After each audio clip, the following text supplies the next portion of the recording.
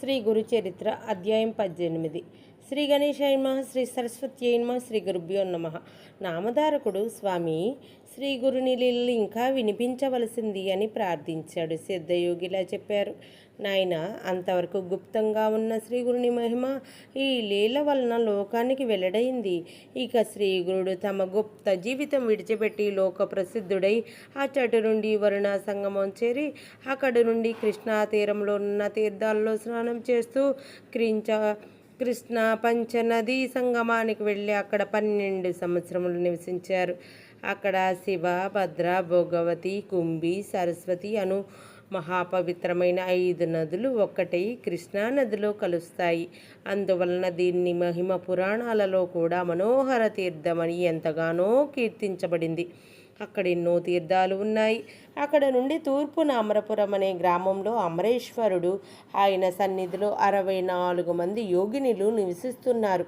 అచ్చటి అమరేశ్వర లింగం సాక్షాత్తు కాశీ విశ్వేశ్వరుడే.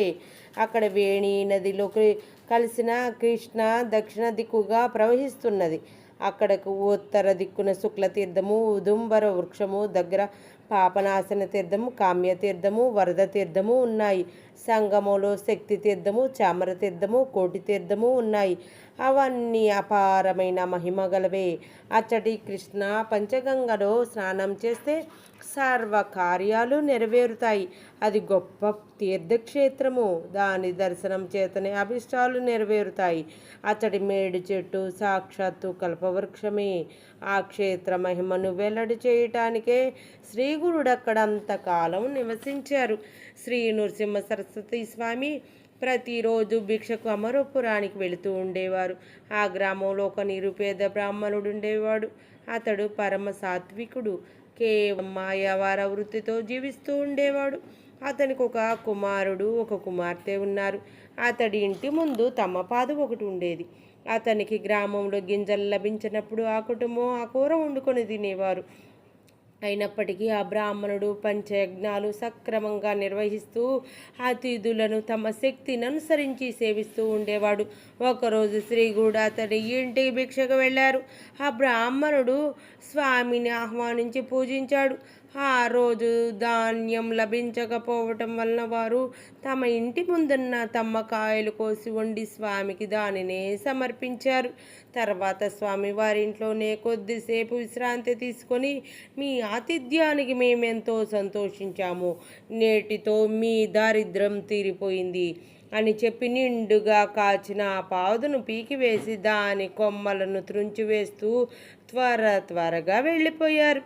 అది చూచి ఆ ఇల్లాలు ఎంతో దుఃఖించి, అయ్యో స్వామికి ఈరోజు మనం చేసిన అపరాధం ఏమిటి? మనకు జీవనాధారమైన ఆ పాదును పీకివేశారే, మనం జీవించేదేలా అని బాధపడుతూ ఉంటే ఆ బ్రాహ్మణుడు, సర్వము ఈశ్వరేచ్ఛ వలన మన ప్రారబ్ధాన్ని అనుసరించి జరుగుతుంది. చీమల దగ్గర నుండి సర్వజీవులకు ఆయువు ఆహారం ప్రసాదిస్తాడే కానీ ఆయన మనకెందుకు కీడు చేస్తాడు?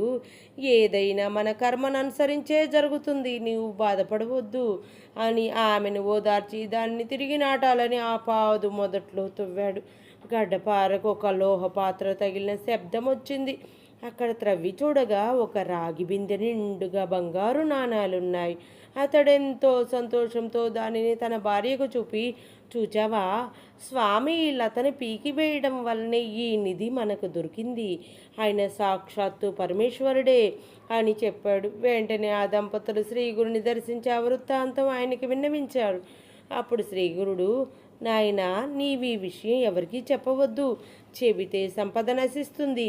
స్వధర్మాన్ని అనుసరిస్తూ భోగభాగ్యాలను అనుభవించి తర్వాత నిరామయులై ముక్తి పొందుతారు అని దీవించి పంపారు. శ్రీ దత్తాయ గురవే నమః. శ్రీ శ్రీపాద శ్రీ వల్లభాయ నమః. శ్రీ నృసింహ సరస్వత్యై నమః. 18వ అధ్యాయం సంపూర్ణం.